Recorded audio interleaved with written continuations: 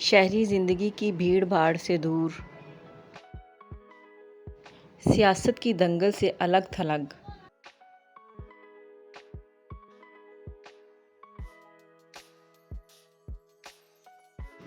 Fashion کی ضلالت سے بے خبر، تکلف اور آرائش کی بک بک سے آزاد، گھاس پھوس، مٹی اور پرالی سے بنی ہوئی جھونپڑیاں، یہ مٹی کے گھر جو سرسبز کھیتوں کے بیچ میں بنے ہوئے ہیں، انہوں نے ایک دنیا میں الگ رنگ پایا ہے۔ لہلہاتے ہوئے درختوں کی سائیں سائیں ایک دیہاتی کے لیے کسی نغمے سے کم نہیں ہوتی۔ دیہات کی ٹھنڈی اور پاک ہوائیں نہ صرف صحت افزا ہیں بلکہ روح کو سرور اور دل کو سکون بخشتی ہیں۔ پہاڑوں سے نکلتا ہوا نرمل پانی یہی دیہاتیوں کے لیے امرت ہے۔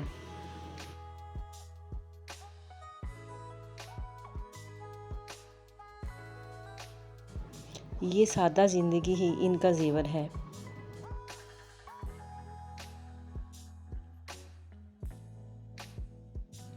ان کا یہ مضبوط جسم جس کو کوئی بیماری چھوتی تک نہیں، یہ سب ان کی محنت کی وجہ سے ہی ہے۔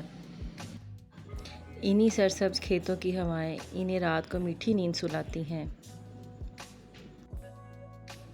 اس میں ذرہ برابر بھی شک نہیں کہ دیہات والوں کی زندگی سر سے لے کے پاؤں تک اخلاص اور سادگی کا نمونہ ہے۔ سادگی ایسی کہ سارا دن اپنے ہی کھیتوں میں ہل چلایا، کام سے فارغ ہو کر ادھر ہی نہا لیا، اور لباس ایسا سادہ کہ سردی اور گرمی ایک ہی دھوتی کرتے میں گزار لی۔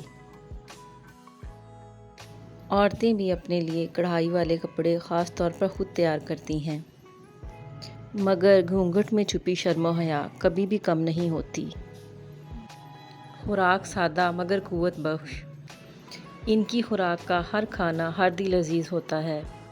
سالن مل گیا تو ٹھیک، ورنہ پیاز اور اچار کے ساتھ ہی چٹخارے لے لے کے کھانا کھا لیا۔ نور کے تڑکے آنکھوں میں سے نیند کو دھو ڈالتے ہیں۔ بیلوں کی گردن میں جھولا ڈالا اور ہل تھامے کھیتوں کو نکل گئے۔ ان کی محنت مشقت والی زندگی بھی قابل دید ہے۔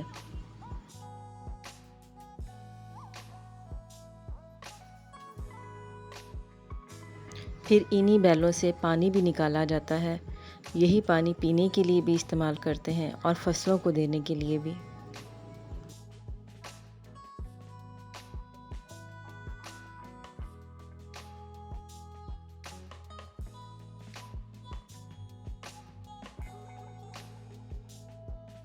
یوں دیہاتی سارا دن مصروف رہتے ہیں، کوئی کیاری درست کر رہا ہے، کوئی ڈول بندی میں مصروف ہے، کوئی نالائی میں لگا ہے تو کوئی آبیاری میں۔ کام کی کثرت نے اور زندگی کی سادگی نے، آب و ہوا پاک ہونے کی وجہ سے ان کے جسم لوہے کی لٹھ بن گئے ہیں۔ دیہاتیوں کی صحت بھی قابل رشک ہوتی ہے، بڑے حشاش بشاش اور جب دیکھو چاقو چوبند نظر آتے ہیں۔ نہ حکیم کا احسان، نہ ڈاکٹر کی خوشامد، وہ پتھر بھی چبا لیں تو ہضم ہو جائے۔ مہمان آ جائے تو خدا کی برکت خیال کرتے ہیں اور اس کی توازیہ میں کوئی کسر نہیں چھوڑتے۔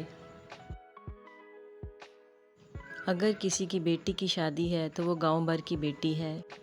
سب گھروں سے دودھ پہنچ جاتا ہے، چاولوں کی بوریاں آ گئیں، مہمانوں کے لیے چرپائیاں آ گئیں۔ اب شادی کا فنکشن زور و شور سے شروع ہو چکا ہے، کیونکہ یہ گاؤں کی بیٹی کی شادی ہے۔ اس میں گاؤں کا ہر فرد بڑھ چڑھ کر کام کرتا ہے۔ کوئی کھانے کے لیے پانی جمع کر رہا ہے، کوئی باراتیوں کے لیے سالن تیار کر رہا ہے۔ ایک طرف سالن پک کے تیار ہو چکا ہے اور دوسری طرف روٹیاں بن رہی ہیں۔ بڑے بڑے تھالوں پر بڑی بڑی روٹیاں۔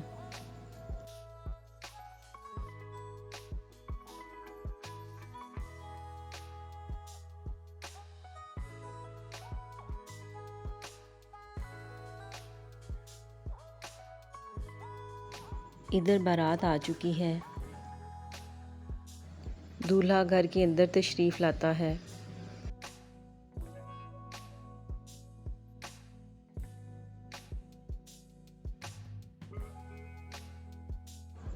अब निकाह का अमल शुरू हो चुका है। निकाह के बाद खाने की बारी है। पहले खाना बड़े बड़े थालों में डालकर एक जगह पर जमा किया जाता है और उसके बाद फिर खाना तकसीम किया जाता है।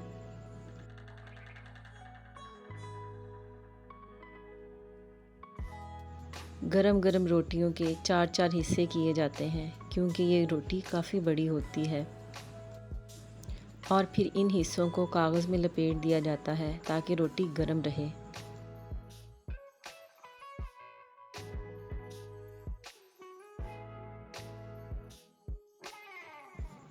ये लड़की का जहेज़ है जो बाप बड़ी मेहनत से बनाता है और माँ अपने हाथों से बनाती है।